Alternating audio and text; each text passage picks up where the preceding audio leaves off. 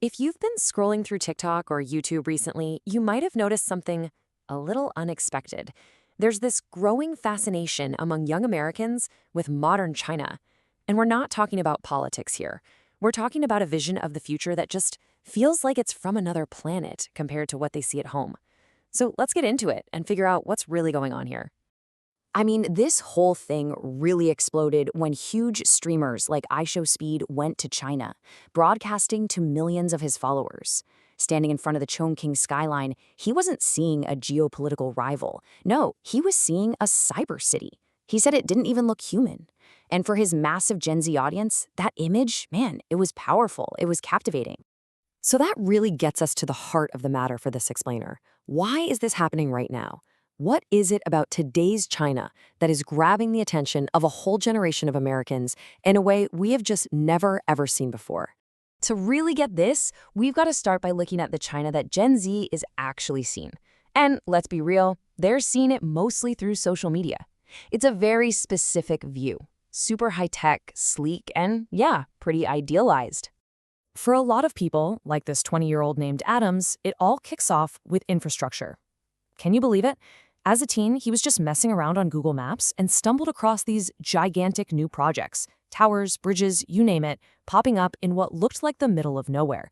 That visual evidence of progress, it's a really powerful hook. And that Google Maps rabbit hole leads directly to TikTok. So what's going viral? It's these videos showing a lifestyle that seems both futuristic and, get this, affordable. We're talking 3-bedroom apartments for $1,000 a month in a major tech hub like Shenzhen. We're talking lightning-fast bullet trains, getting your lunch delivered by a drone, and just feeling safe walking down the street late at night. It's an incredibly appealing highlight reel. But here's where it gets even more interesting. This whole thing isn't just about shiny new buildings and cool gadgets. Nope. It's actually spilling over into the culture itself. Kicking off this trend, some people are calling China-maxing. Young Americans are really starting to dive deep, exploring everything from traditional Chinese medicine to the aesthetics of ancient clothing like the Hanfu dress. Okay, but this isn't just a story about China being cool. Let's flip to the other side of this equation, because a huge piece of the puzzle is this growing feeling among Gen Z that the system they're living in, well, it's just not working for them anymore. The numbers here tell a pretty clear story. If you look at the Harvard Youth Poll, support for capitalism among young Americans is dropping. I mean, you can see the trend right here. It's projected that by 2025, fewer than 40% of people aged 18 to 29 will actually support it. This is a generation that's grown up with soaring costs and economic anxiety, and that really shapes how they see the world. And this chart really drives home the generational split. Look at this, almost half of Americans over 65 see China as an enemy. But for Gen Z, that number just plummets to 19%. They just don't have that same Cold War baggage, you know? It lets them see a potential model where older generations might only see an adversary. So here it is, the core contrast. At home, what do they see? Crumbling roads, political fights that go nowhere. But when they look at China, even if it's through the filter of social media, they see these huge new projects getting done, efficient technology everywhere, and just this palpable sense of moving forward. And that quote from Adams just hits it right on the head. He says for his entire life, basically 20 years, there's been talk of getting a simple train line to his town in Iowa, and nothing's happened. When you put that up against China building the world's longest subway system, you can really feel the frustration. But of course, the story isn't that simple. It never is. The same young people who are admiring China from afar are also pretty savvy. They know that the TikTok highlight reel isn't the whole story. So let's get into the reality check. You can hear it straight from Allie, a 22-year-old who actually studied in Shanghai. She loved the convenience, the modern lifestyle, but she was also crystal clear about the absolutely brutal work culture. Her words? I'm not there to work 996. So what is 996? Well, it's pretty infamous. It's this hustle culture of working from 9 in the morning to 9 at night, 6 days a week. It's become a symbol of the incredible pressure and burnout that's also a huge part of life in modern China. And that 996 culture is just the beginning. There's also the lying flat movement, which is basically young people getting so burnt out they just give up on ambition altogether.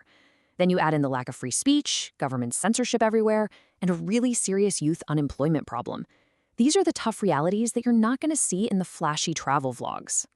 This right here is such a fascinating point of tension. One young American woman, Tiffany, said she felt incredibly safe walking around at midnight.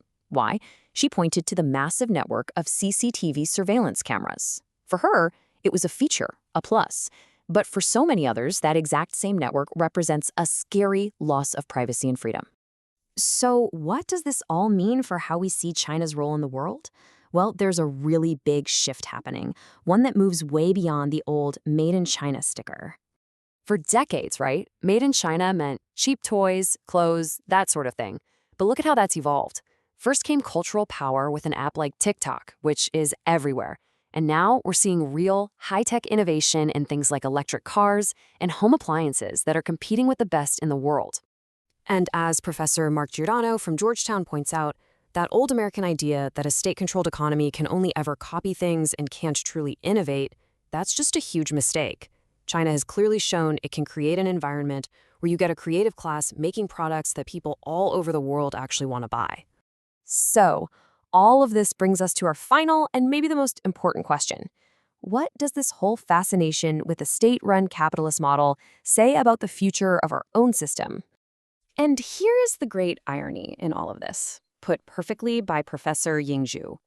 While some young Americans are looking to China for answers, the young people in China are dealing with a very similar crisis. They are just as burnt out, just as disillusioned with their own system. The grass is not always greener. And that really leads us to this final thought. Maybe the big debate isn't about American capitalism versus Chinese communism anymore. As Professor Zhu says, maybe capitalism is capitalism, whether it's the version in the US or the version in China. So the real question this whole trend leaves us with is this: can either system actually deliver the kind of future that young people everywhere are searching for?